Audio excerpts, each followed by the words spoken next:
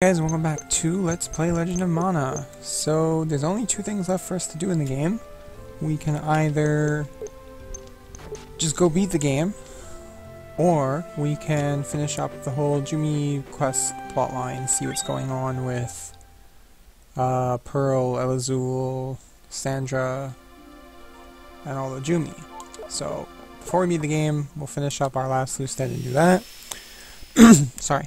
And the first thing we'll need to do for that is to head over here to Domina and go to the church. This quest has kind of a weird initial trigger where you have to go talk to Inspector Boyd over at the church instead of going to like the bar or Geo where you think you would have to go.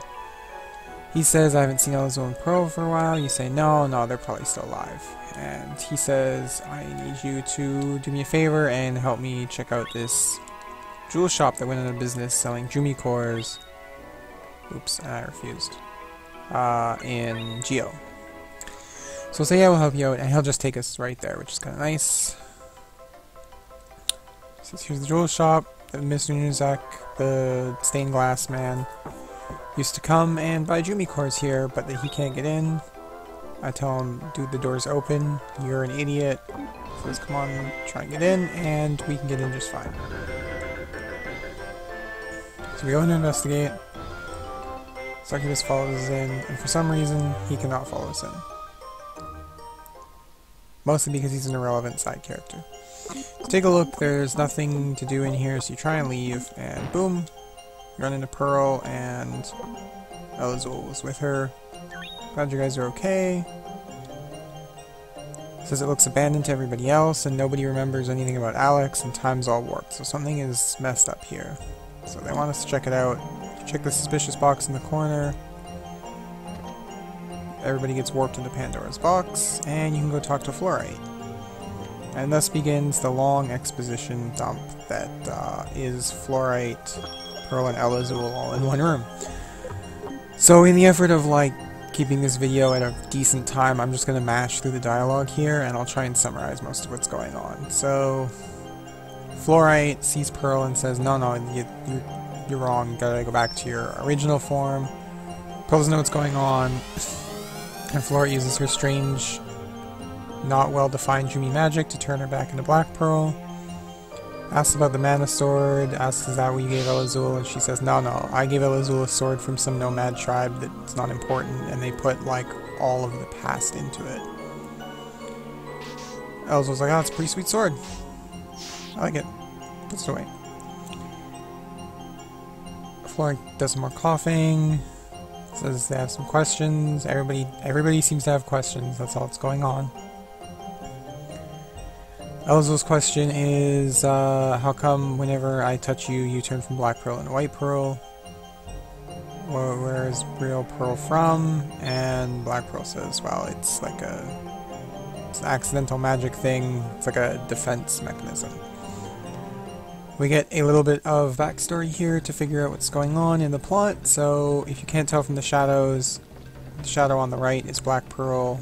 The shadow on the left is Alexandra, who is, I don't know if the description in the last video was clear enough, Alexandra is both Alex and Sandra. So they're debating about Florina. Florina is the one Jumi who's allowed to cry and heal the race.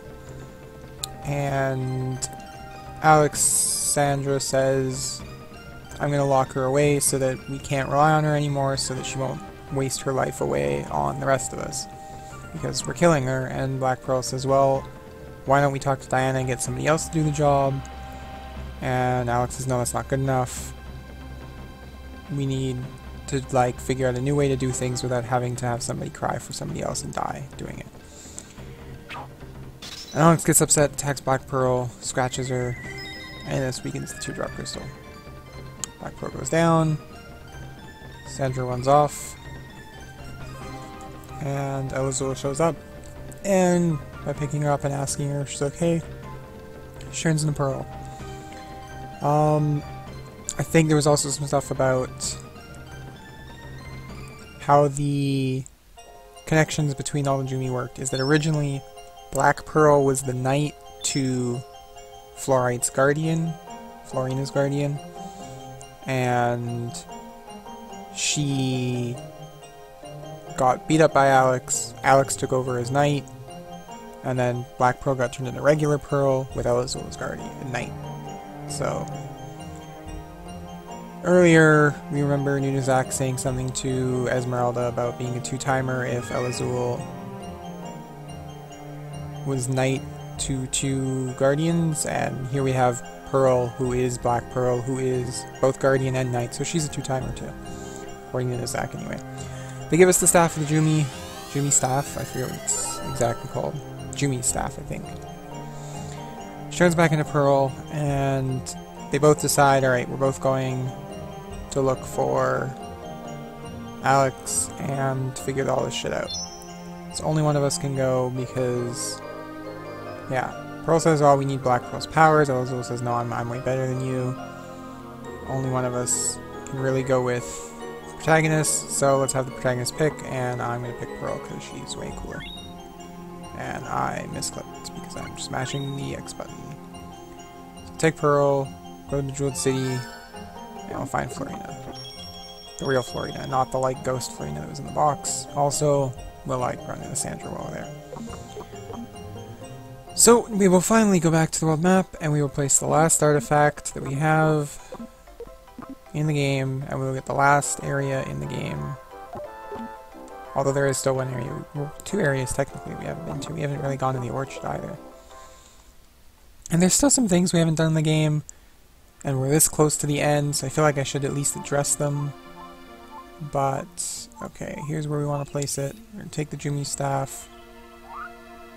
It has 1 shade, 2 aura, but because we're placing it near Domina and beside 3 other things, when it's done placed, it'll have all 3 mana levels, or all mana levels at 3. There's a couple things I haven't done. I haven't done a tempering video, or a blacksmithing video like I keep saying I was going to. I was reading some guides about tempering and how it works, because it's ridiculously deep and complicated of a mechanic. A German spy on here on YouTube has a 2-hour video that goes through the tempering process and explains it really well, so I might just link in the description Franz's video, and so if you're interested you can go watch his take on tempering, because I feel like if I was going to do tempering I'd basically just be doing his video with ideally without the 1 or 2 errors, small errors he makes where he has to backtrack. But there's all sorts of different nuances like energy and what different cards do and how all that stuff works. So I feel like me making a tempering video is just going to be I have to grind out a good couple dozen of every single element's silver coins, maybe a couple of each of their gold coins, and I have to make sure I have a bunch of crystals and all sorts of other materials. So it'd just be hours of me grinding to make a 2 or 3 hour video to show off something that there's basically already a video you can go see if you're really interested, and I feel like Franz would explain it better than I do. I get sidetracked too easily, so I'll probably link Franz's video in the description. Oh shoot, I missed my chest. So you can go check that out. I don't want to fight more of those guys, not really. Get our holy water, which is actually pretty good for tempering. Gives you the cleric card. What else? There is also a mini game I didn't show off. In Domina, you have to max the, what do you call it, the mana levels. It's for whichever one you get the quest that we did where there's a Shadow Zero pretending to be you going around plucking sproutlings and trying to take over the world with pumpkins again like Bud was. I'm gonna use my, get my controls and try and get experience here. Oh, I missed the call, whatever. And after you do that quest, if you go into Domina on a certain day, I want to say it's Shade Day, just because it's a Shadow Zero, it makes sense to be a Shade Day, but I don't think it is. I think it's like a Salamander or something. You can play this little game. If you go into the bar, he'll be sitting there and you can talk to him and you can play this game. And the way it works is a bunch of Shadow Zeros will appear all over the... I'm going the wrong way, aren't I? Yeah. All over the bar of Domina, and you can go run around and talk to them, kind of like I guess like a whack-a-mole kind of idea. Like you just run around and talk to them all. They all do different poses, and you get different points based on which pose they are making. So if you get them during their like initial startup battle pose, you get like 1 point, but if they're like cheering, you get way more points. And depending on how many points you get at the end of the minigame, you get different items. It's kind of a fun game. It's kind of tough because there's like some input lag problems with the game, and it's like not entirely clear when you're actually like in range to talk to them and grab them, and then there's timing issues with when they're officially making the pose and when they're just not making a pose kind of problems. But it's an important minigame to mention because Legend of Mana was a Pocket Station compatible game, which I don't know if you know what the Pocket Station is, if you have heard of it at all. It's probably in reference to Final Fantasy VIII, which this is one of the reasons that Final Fantasy VIII uses a save, has the like interesting little save thing where you get a chocobo instead of a rabbite that I showed off. Because there was also another Pocket Station compatible game from Square. And what the Pocket Station is it's kind of like if you played Heart Gold and Soul Silver, there's the Pokewalker. It's like a little device, it's an external device that gives you stuff if you play like an external game in addition to the regular game. Same kind of idea. I think it went in the PS1 memory slot, like the memory card slot, you just plugged it in. I'm gonna just stop Pocket Station talk for 1 sec here to show off that you have to get past these doors. Pearl will transform because there's a fight coming up. I imagine Elizul like draws a sword or something. And then you run over to the right here and fight the Jewel Beast. I think we have to fight like 3 Jewel Beasts in this quest, so get used to it. It's not the first time we've seen it, and it won't be the last. But back to the Pocket Station. With the... when the games got localized over here, they didn't give us Pocket Stations. We don't have them over here in the West. So, if you... And for some reason, I don't know if it's just this battle or what, but every time I use Skull Splitter in this battle, my bar like immediately fills back up for some reason. And I'm not sure. Maybe it's... I think it's Pearl. Black Pearl's like... joint ability is if you're next to her, she auto-fills your bar. But you can basically just spam Skull Splitter if you bring Black Pearl with you. If I get next to her here... Oh, we got a conflict. That's why it's not. I think that's my best guess, is that it's Black Pearl's like combo, her synchro ability, but because she's only Black Pearl when you're about to do a boss fight, you can't check the menu and see what it is, so I'm not really sure, and I never remember to check Black Pearl's ability in that one small window where you have her in your party and can check, so... Oh well. I'll get back to the Pocket Station later, but for now, to open the door we have to put gems in here and talk to the door, and then it will open if you get them right. If you get them wrong, like if one of them is right and one of them is wrong, you'll hear one tone, but the door won't open. If they're both wrong, you'll just hear like a and you'll get nothing. Unfortunately, there is something super important that every time I ever play through the Bejeweled City I forget to do, and that is that you have to actually go back and recollect the gems you use because you need them for later doors. And unfortunately it was, what, red and green it took?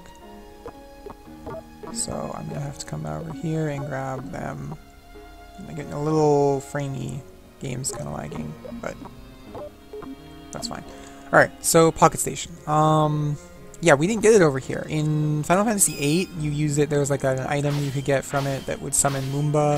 I think there was also one for Fat Chocobo. In Legend of Mana, there are some items that you can like only get through the Pocket Station. Like one of the best crafting materials you can only get through Pocket Station. And here's a Shadow Zero here, in case you forgot what Shadow Zero is.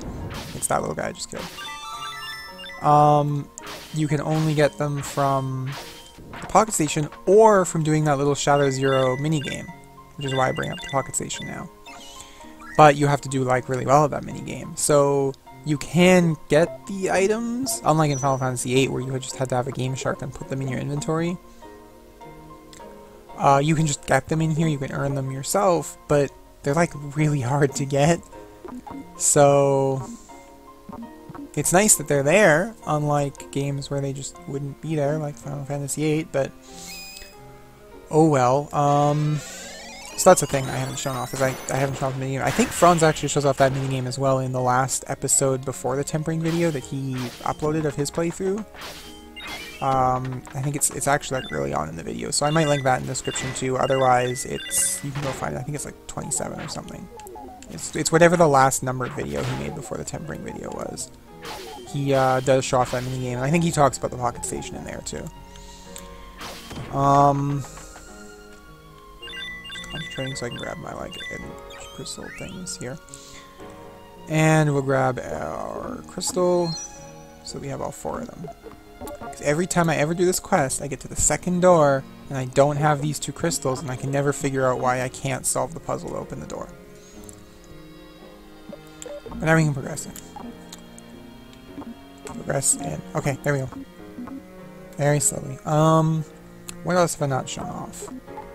There is also another, much like having a Final Fantasy VIII save on your card, there is another little bonus thing you can do if you have a Saga Frontier 2 card? Or a save with Saga Frontier 2 data on, like a Saga...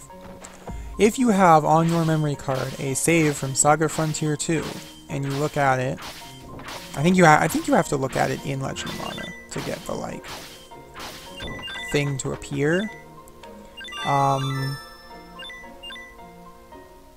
You good? There we go. I'll pick up the amethyst, and I'll try and remember to loot the chest. There is, much like how if you have a Final Fantasy VIII save, you can get a chocobo instead of rabbite on the first the tutorial pet quest. If you have a Saga Frontier 2 save, and you go back to where you fought Deathbringer in the Bone Fortress on Lark's little dragon side quest. What's Felina doing, Rubens? She seems to be tired. How about a new night for Felina? No need to worry. Thinks of Alex as a substitute. What's the matter? Felina's not in her chamber. Oh no! So there's a small, like, ghosty flashback where the Jumi get together and they decide, alright, well, we'll have... Black Pearl's gone, so we'll have Alex be Felina's new knight. And then immediately Alex kidnaps Felina and hides her away in Pandora's box, so nobody can be restored, and the whole city kind of falls apart because of it. Get an Angel Feather, and we'll fight these mob bros. Alright, so... yeah, if you have the Saga Frontier for your save, you go back to where you fought Deathbringer, and you'll fight Deathbringer 2, who is... He's a much harder version of Deathbringer, but I don't think he's too hard. I don't think I ever really had problems with him. So, and if you beat him, you get a sword. I think it's... I forget what it's called, but I think it's supposed to be the best sword from Saga Frontier 2. It's nothing compared to the stuff you can make with your Dragon Skin Sword. That's pretty garbage. Nothing compared to what you can make if you craft some weapons, so... It's just a nice little Easter egg, kind of like the Final Fantasy one. That you can do. I won't show that off because I had to jump through all sorts of hoops to emulate having a Final Fantasy VIII save on the memory card. It was kind of weird, and I feel like I've got both of my crystals here. Yeah, I have. Okay. So we have the 2 new ones, and we have the 4 from the first floor. So now we can go to this door, talk to it, fight another Jewel Beast. Pearl, turn to Black Pearl before we do so.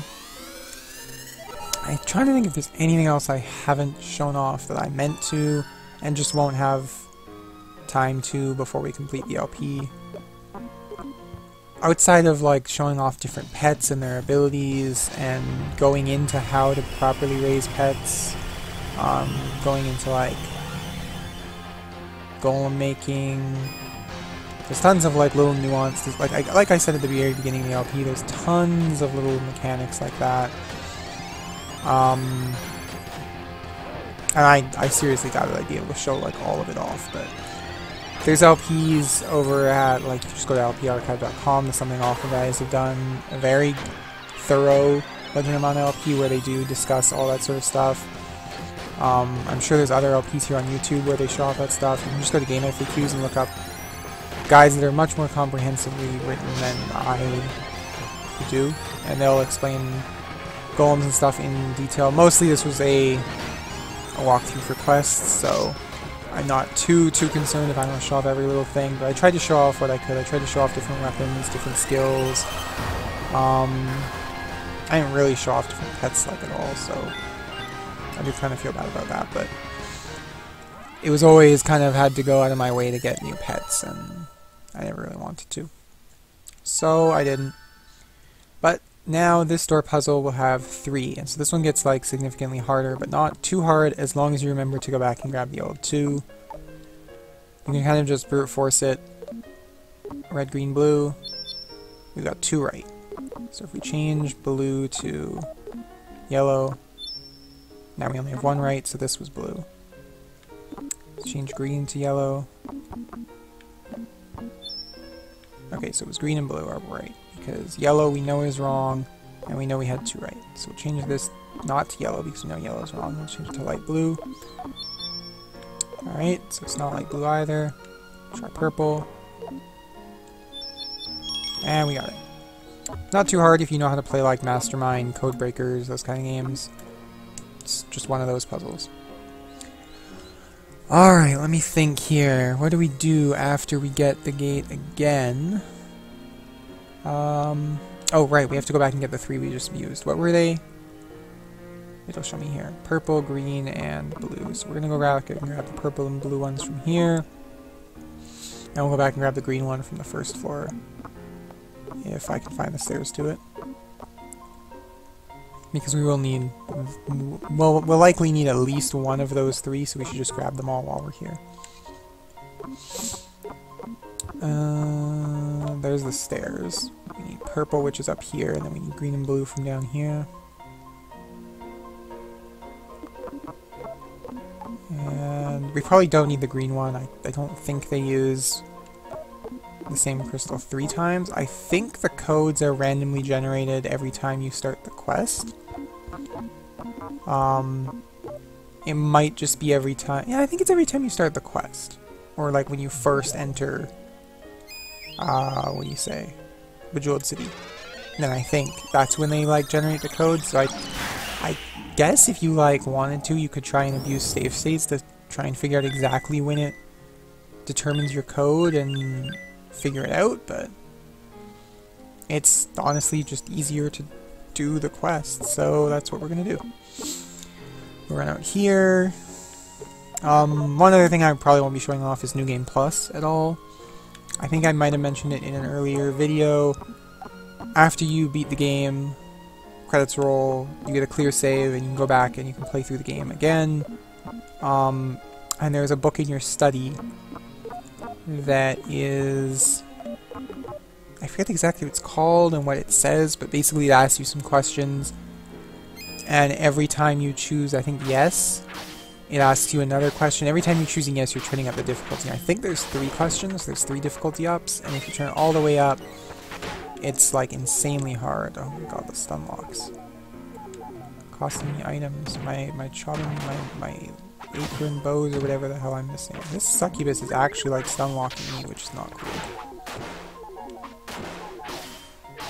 Okay, good. Let's concentrate so we don't like die to basic move enemies here.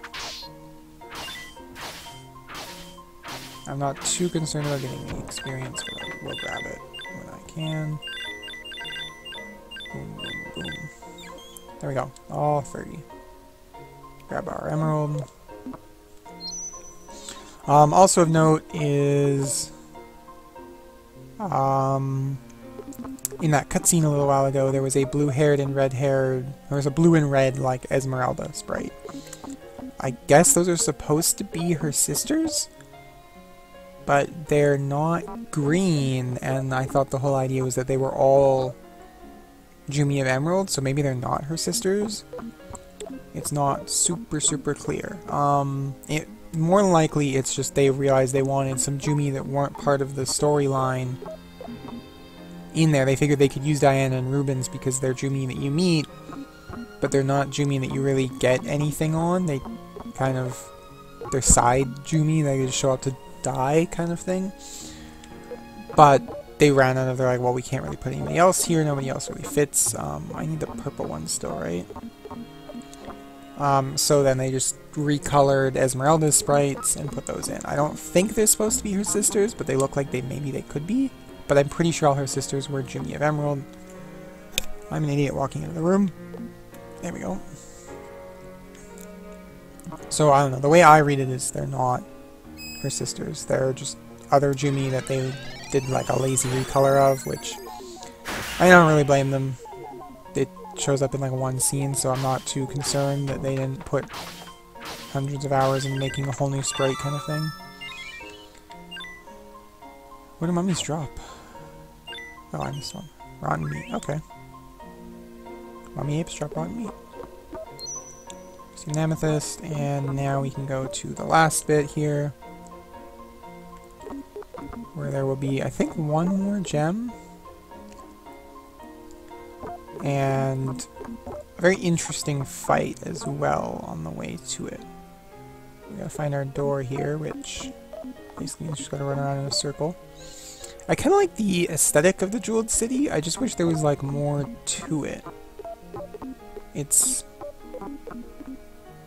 It looks nice, and it looks like a really interesting city conceptually for a race like the Jumi, but I wish there was more to like explore. Like I get that this is an abandoned city, so there really shouldn't be anything to explore, but I don't know, I'm kind of sad. I feel like it's a lost opportunity.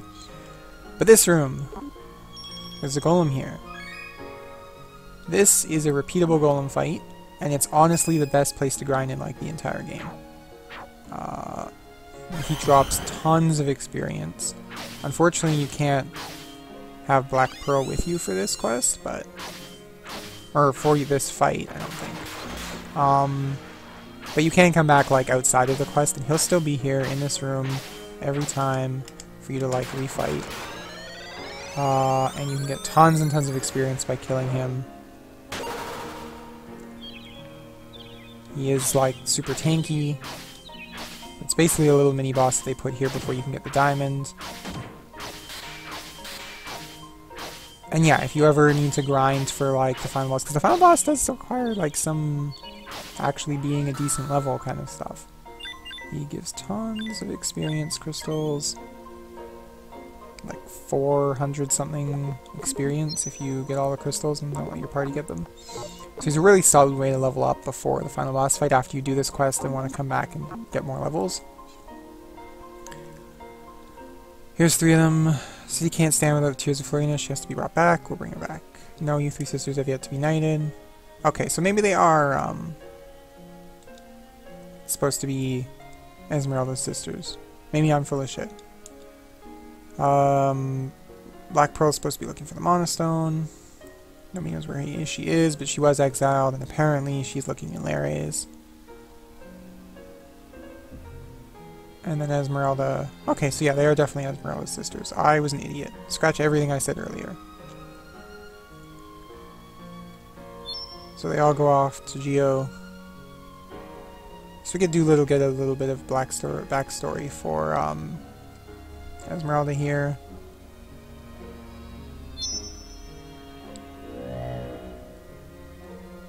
Esmeralda wasn't told anything about what was going on. Poor girl. Alright, let's move on. I think there might be one other cutscene here before we find the door. No? Okay, so talk to the door. Fight our last Jewel Beast. For now. I think there might be one other, but it's a little different, so we'll talk about that later. We'll turn the Black Pearl. Let's go crush this Jewel Beast that we got stuck on the stairs going to. Alright. Drill Beast. Here we go.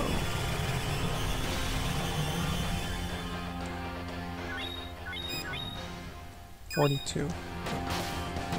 So I forget what our levels are, but basically Drill Beast isn't a problem at all for us. I don't think we're even like at 40 though. So the quest does like get difficult as far as like pure objective numbers do. Pearl's too far away from me to get a thing. There we go. Oh shoot, I should have evaded, but I tried to do my special a little too late. Not a big deal. Just hit him and hit him down in a second. You get to see Pearl even move. To finish off. There we go. And it's dead. And we have a fully charged special for the next fight. Even though Pearl like auto charges our special bar. Let's just kind of spam it. Are there any other energy crystals? I can't get them still off screen. Turn back into Pearl, and we can go through, or we can't go through the door yet. We gotta solve the puzzle. So this will be the hardest puzzle yet, especially if you forgot to go back and get the gems one more time. But we'll just do the same thing. We'll try them all in order. So we have 2 right, so we'll change the last one. Oops. 2 are still right. 3 are right now, so purple is correct, we can assume. So we'll change blue. And now we only have 2, so blue was right. Change green. So green is not right, so we can keep changing it. And there we go. I was pretty sure the diamond was one of them because you have to pick it up this floor, so it was pretty safe assumption. And here we go, Room of the Clarius. I don't think there's anything over here. No. Okay, so we're just going to go right in here. That's where Florina resides. So somehow Florina is both in Pandora's box and up here in the Room of the Clarius. But Alex is up here. Or Alexandra. Return to their true forms. She turns back into Sandra. She turns back into Black Pearl.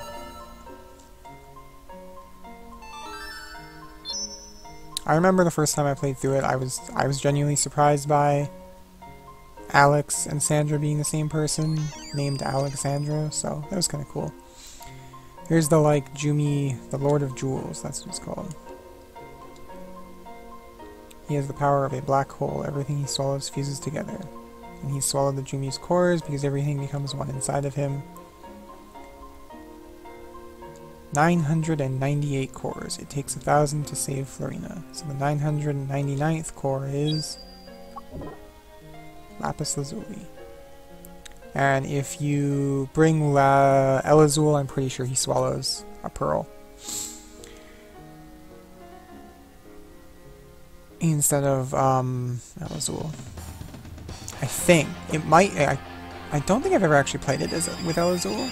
It's possible you bring Elazul... They take Elazul's core from him and Pearl rushes in from off screen and you get Pearl for the fight anyway, but I would imagine it would just be their duo. So this is Lord of Jewels 999. I'm going to dodge his special by using my own. And it's not good enough. It's not good enough dodge. Okay. Whew. Side Pearl and use my Skull Splitter again. And luckily because we got Black Pearl, we can just kind of spam Skull Splitter here. Boom. And now he's stunned, so we can use another one. And he's still stunned, so we can use another one. If he isn't dead by the time it goes off. Alright, so that's super easy when you have Black Pearl. That was me showing off what happened with Black Pearl's part. You just absolutely wreck everything. Alright. And that's Lord of Jewels 999 down.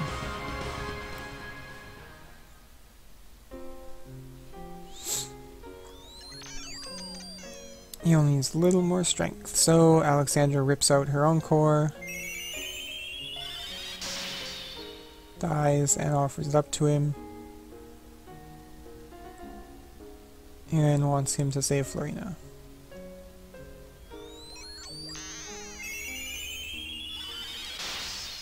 And now we fight him again. This time, he's a little better.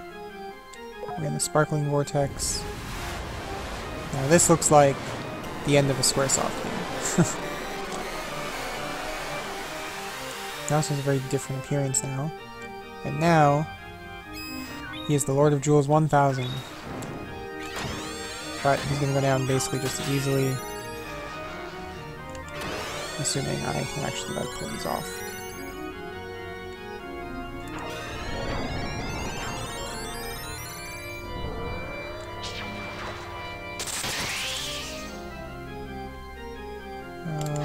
Okay, try again. Ah, there we go, got him. Oh, I didn't get him. Let's Pearl that got him. I'm just gonna keep spamming Skull Square because that's what we do. Pearl is dying a little bit, but it's unclear where his, like, hitbox is, so... just gonna wait here. There we go. Got him. Oh, and he's stunned and almost dead. So hopefully this is going to be enough to hit him here. It is. That should finish him off. Boom, got him. So, unfortunately, when you have Black Pearl and a decent skill, you can kind of just smash through the entirety of this quest. If you pick Elazul, it's probably a little bit harder. I forget what Elazul's synchro ability is, but you also get to see some crazy FMV stuff going on in the background, which is kind of cool. I'm going to try and grab what experience I can. Oh, no experience. Okay. Okay, then. And then we'll just get some exposition. So, the Jumi are destined to die out. How can that be? And Florina comes back. Oh. Ah. The protagonist sheds tears for a Jumi. Return to stone. And then all the Jumi show up. All recolors of each other. Except for Pool and Lazul. And everybody gets super sad. We turn to stone for their sake. But, because we did shed tears, they all come back to life, which is fine. So we've restored the entirety of the race at the cost of our own life. So everybody's super sad. I can't match the dialogue any faster. Everybody's quiet and solemn. And then everybody gives Elazul a little bit of life. So he can Spirit Bomb Frieza and save the Namek. Everybody thinks they can cry a little bit.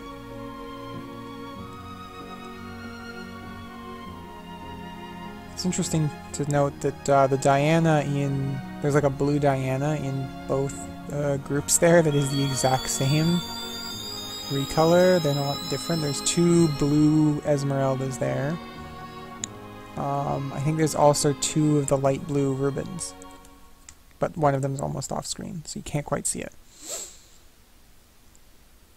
But they got a little sloppy and kept recalling the same thing. So we get a sweet cutscene.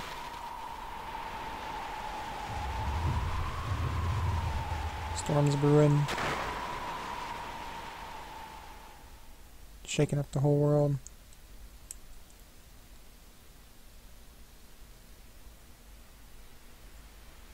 Everybody gets really sad. Like the sky is falling down. So that when the Jumi cries, the sky cries with it.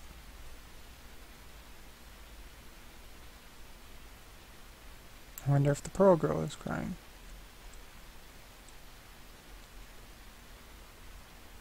So I guess we're to assume that, like, Bud and Lisa at least have some knowledge of what the hell is going on when we just leave every day to go come back a week later and tell the cactus about what's going on. Maybe it's Lapis Lazuli guy.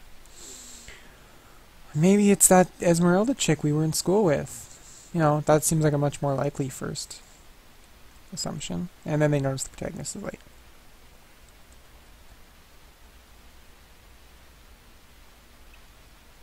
Fade out, and should go back to the Bejeweled City. Stratum of Claris room. Any second now. Any second now.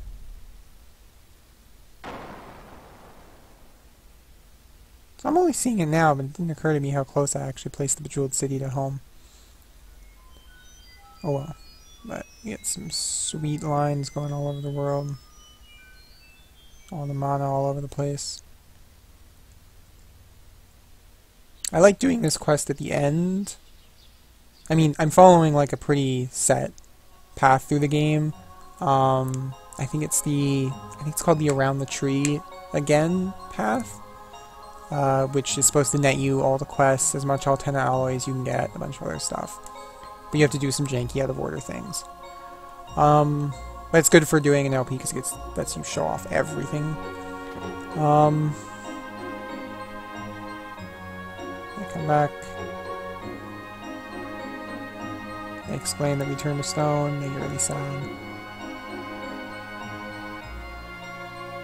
At least Lisa gets really sad, but seems to be taking it in strides.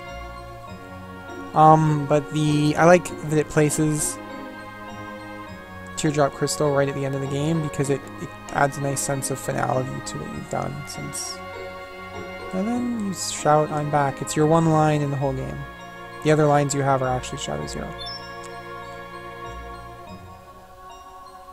And then everything's happy. And, I don't know, Aurora Borealis just goes off in the background for whatever reason. That's Teardrop Crystal. Because you can do this, I mean, a lot earlier, but we should go tell the cactus about what happened. And then we will go do our final quest of the game. Which hopefully doesn't take as long. Ooh, sorry. A bit of a yawn there.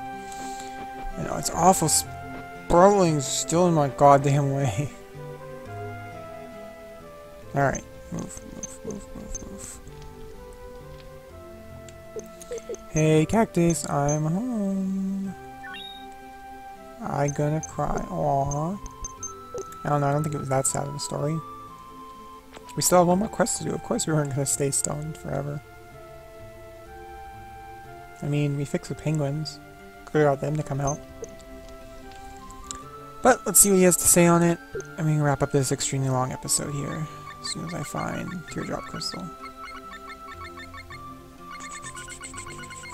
Teardrop Stone. There's a place called the Bejeweled City in this world, but that name sounds fakey. I think my master is making up this story. Sure, if that makes you happy. Anyway, thanks for watching, guys. Really appreciate it. If you like what you see, make sure you show your support, press the like button. It helps a whole lot. If you want to see more, make sure you subscribe to the channel. But thanks for watching, and I'll see you next time. Bye for now.